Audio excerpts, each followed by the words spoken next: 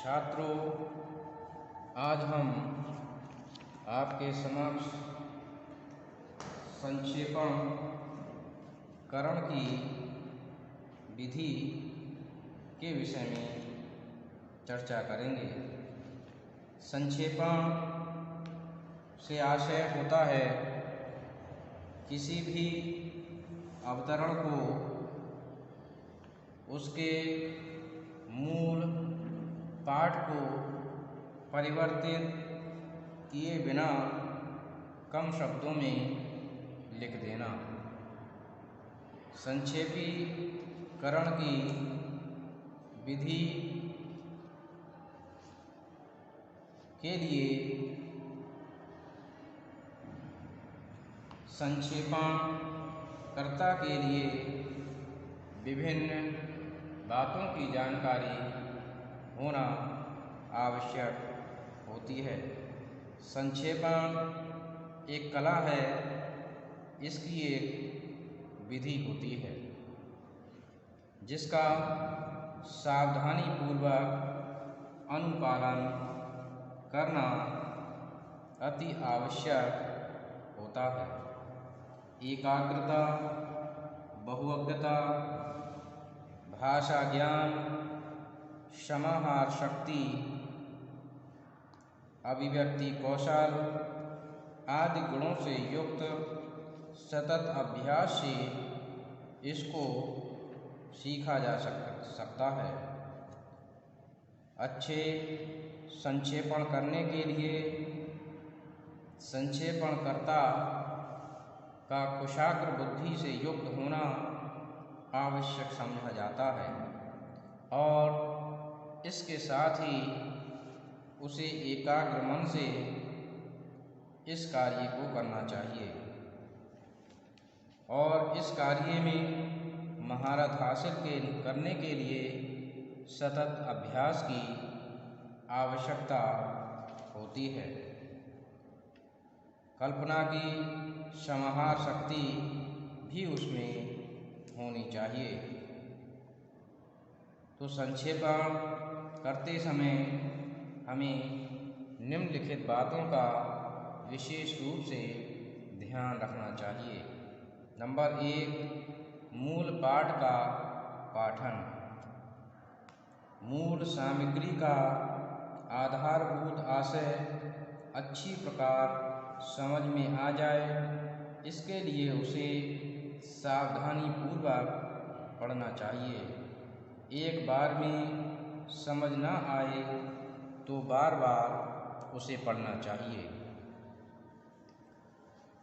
उसको समझकर ही संक्षेपण का कार्य में लगना चाहिए।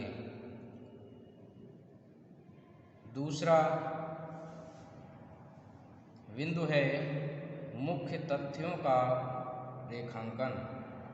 मूल सामग्री में वर्णित मुख्य बातों को रेखांकित करते रहना चाहिए ताकि दूसरी बार पढ़ने में संपूर्ण पाठ न पढ़ना पड़े। रेखांकित शब्दों की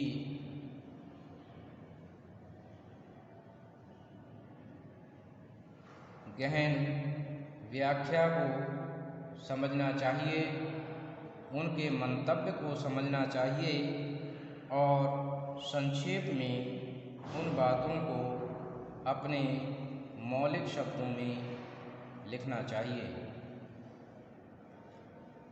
इसके बाद अगला बिंदु है शब्दों की गणना।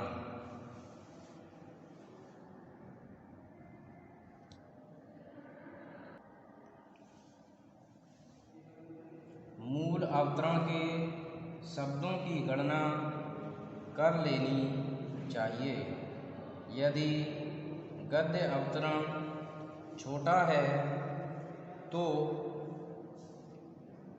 एक एक शब्द को गिना जा सकता है, लेकिन यदि सामग्री अत्यधिक विस्तृत है तो पंक्तियों को गिनकर शब्दों का औसत निकाल लेना चाहिए। इसके बाद कुल पंक्तियों को गिनकर औसत से गुणा कर देना चाहिए। ध्यान रहे कि सामासिक शब्द योजक चिन्ह से युक्त शब्द और कारक चिन्ह से युक्त शब्द अलग अलग नहीं गिने जाते हैं, अर्थात इस प्रकार के शब्द केवल एक शब्द में ही गिने जाते हैं। उसके बाद संक्षेपण का आकार भी महत्व रखता है। संक्षेपण का आदर्श आकार मूल अवतरण का 1/3 होना चाहिए। इससे अधिक होने पर पुनः लिखकर कम करने का प्रयास करना चाहिए। यद्यपि कुछ प्रश्नों में संक्षेपण की शब्द सीमा लिखी होती है। संक्षेपण की शब्द सीमा को ध्यान में रखते हुए संक्षेपण करना चाहिए, और यदि कोई निर्देश नहीं दिया गया है तो ऐसी स्थिति में कुल सामग्री का 1/3 संक्षेपण उचित रहता है। उसके बाद संक्षेपण का प्रारूप। अंतिम रूप देने से पूर्व यह देख लेना चाहिए कि कोई बात छूटी तो नहीं है। संक्षेपण का आकार बड़ा तो नहीं है। साथ ही यह भी देख लेना चाहिए कि इसमें कोई अनावश्यक या अप्रासंगिक शब्दों का प्रयोग तो नहीं हुआ है। इन सब बातों को देखकर ही उसे अंतिम रूप प्रदान करना चाहिए। उसके बाद पुनर्लेखन। यदि कोई बात भूलवश छूट जाती है तो उसे लिख लें और देखें कि आलेख 1/3 शब्दों में है अथवा नहीं। अंतिम रूप देते समय ध्यान रखना चाहिए कि विचारों की पुनरावृत्ति न हो रही हो, किसी की आलोचना या प्रशंसा भी न हो रही हो, अपने पास से कुछ भी न जोड़ा जाना चाहिए। जो भी सामग्री प्रस्तुत है उसी के आधार पर संक्षेपण करना उचित रहता है। संक्षेपण सदैव अन्य पुरुष में लिखना चाहिए। इसके साथ ही संक्षेपण का पहला वाक्य ही विषय वस्तु का अभिसूचन कर देने वाला होना चाहिए। इन बातों का विशेष ध्यान रखना चाहिए। इसके बाद अगला बिंदु है कि शुद्ध एवं बोधगम्य भाषा और शैली।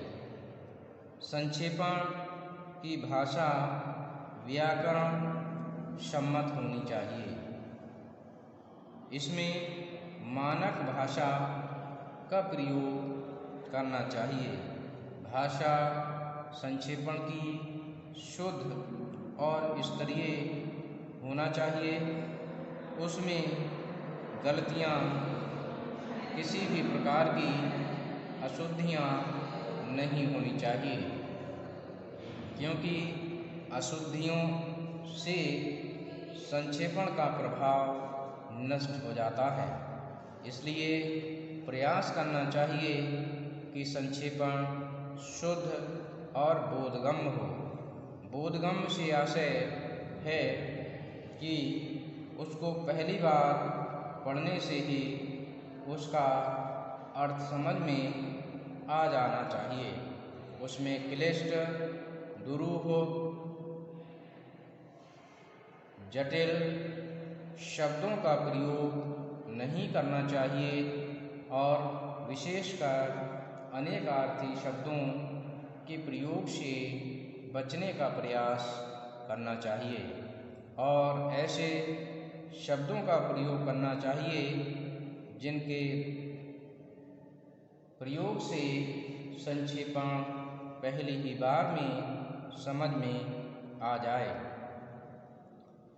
इसके साथ ही अगला बिंदु है सार्थक शीर्षक। संक्षेपण का शीर्षक सार्थक, संक्षिप्त और सारगर्भित होना चाहिए। इसके लिए मूल सामग्री को बार बार पढ़ना चाहिए